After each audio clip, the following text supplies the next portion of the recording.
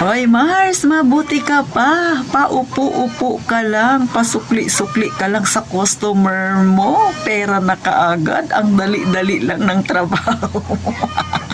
Isa ka rin ba sa sinabihan ng ganyan, Sisi? Madali nga ba ang magkaroon ng sariling negosyo? Syempre, hindi makikipagtalo si Ate Tintin sa kung sino mang ang may mga opinion dyan. Di ba mga kasari? Opinion nyo yan. Pero syempre, yan ang topic natin ngayon. At bago mag-umpisa si Ate Tintin, pahingi naman ako ng isang subscribe dyan, Sisi. At kung makakarelate ka sa aking topic, aba, palike na rin ang video na ito. At sa mga datihan kong subscriber, please, huwag naman kayong mag-unsubscribe. At syempre pa, tayo nang magchismisan. Kumusta mga kasari-sari? Ako si Ate Tintin. Syempre, mag-share na naman ako sa inyo ng samot-saring opinion. O, di ba? Ito naman yung opinion nating mga tendera na may kagaya sa aking sari-sari store. So, eto na, sabi nila, madali lang daw ang magkaroon ng negosyo. Siyempre, ang sagot ko dyan, oo. Pero, may pero sa Titintin, madali lang kapag, number 1, bago mo pinasok yung negosyo na, siyempre, dapat ikaw ay nag-background check. Di ba? Sa mga may tindahan yan, siyempre bago ka nagtayo ng tindahan mo, nagtanong ka rin, di ba?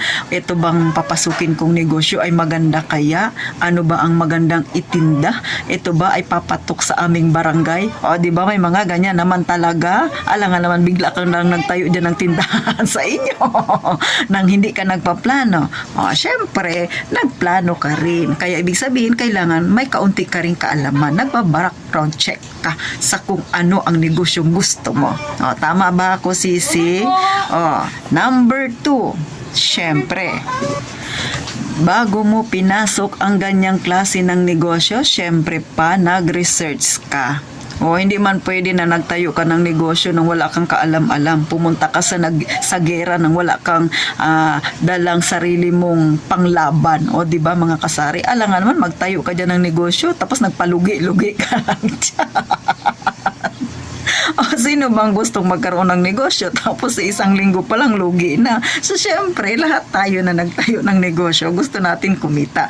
Kaya para maiwasan syempre ang pagkalugi, nagtatanong-tanong tayo, paano ba magpresyo? Saan ba dapat bumili? Ano ba ang dapat ibenta? Ano ba ang mga mabili dyan sa area ninyo? Hindi ba yan ay inaalam din mga kasari bago pasukin yung isang negosyo? So lahat tayo mga kasari ay ganyan. Kahit ako, kahit taga rito ako mga kasari, ay isa yan sa mga inalam ko bago ako nagtindahan. Hindi ako basta-basta nagtayo ng tindahan tapos namili bago nag-display. So yun na yun. Hindi ganon, ha? Kasi syempre, iniingatan ko rin yung aking pinangpuhunan dyan. Ayoko na malugi ako, mga kasari ko. Hindi ko alam kung kayo ay ganyan din.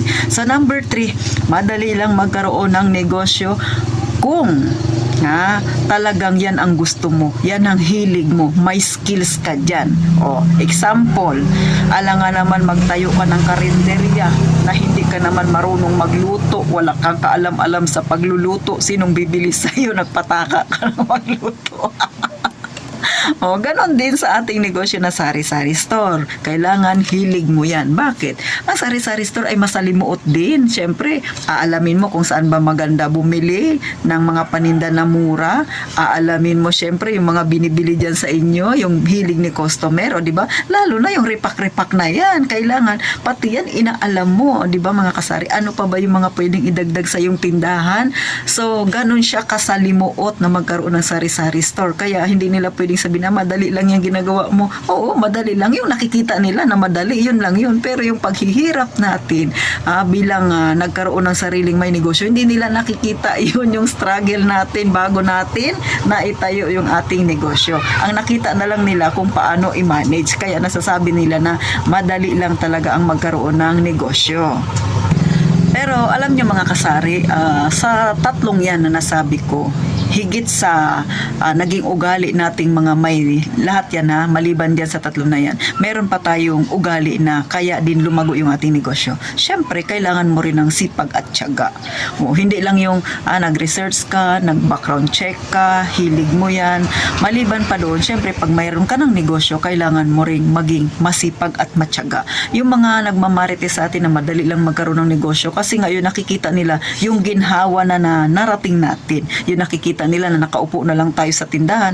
Pero yung struggle natin simula nang mamili ka, magpresyo ka, mag-display ka, marami ka pang ginagawa sa bahay mo, hindi nila nakikita yun. Ang nakikita lang nila kapag tayo ay nagbibilang ng ating mga kinita na, tapos naglilista ka na ng yung bibilin, yun lang yung nakikita nila. O di ba? Pagka nakikita nilang maraming bumibili sa'yo, bising-busy ka, yun lang yung nakikita nila kasi akala nila ganun lang kadali. Pero yung mga hindi nila nakikita yung paghihirap mo, kung paano ka bumili, o di ba mga kasari, nag-iisip ka kung paano pa mapalago yung iyong tindahan, hindi nila nakikita yung ganong struggle mga kasari. Pero sa atin na mga may tindahan ay okay lang na din naman yun. Kasi nga, hindi naman natin binibilang yung pagod natin. Ang binibilang natin yung nakikita mo na marami kang paninda. O, di ba? Yung nakikita mo ay marami ka nang nalagay sa savings mo. O, tama ba ako, Sisi? Di ba? Minsan yung pagod mo hindi mo na iniinda. Pag nakita mo yung lagayan mo ng savings, ay, marami-rami na siya. O, di ba? Yung sipag mo nung araw na yun, kinabukasan, mas nagdodoble pa. Ikaw ba, Sisi, na nanonood sa akin, ganyan ka ba? Congrats sa iyo. Parehas tayo. Di ba mga kasari? Masarap sa pakiramdam kapag nakikita natin na gano'n na yung takbo ng ating negosyo. Kaya, oo, madaling magkaroon ng sariling negosyo. Madaling magpatakbo ng negosyo. At syempre, hindi rin kasi marami tayong struggle na kinakaharap. At alam ko, alam mo rin yan. Ikaw na nanonood kay Ate Tintin, mayroon ka rin pinagdadaanan. At syempre, alam kong nakarelate ka. So, mag-like ka na. Kasari. So, paano hanggang dito na lang ang talakayan ni Ate Tintin? Sana sa susunod na vlog ay magkita tayong muli.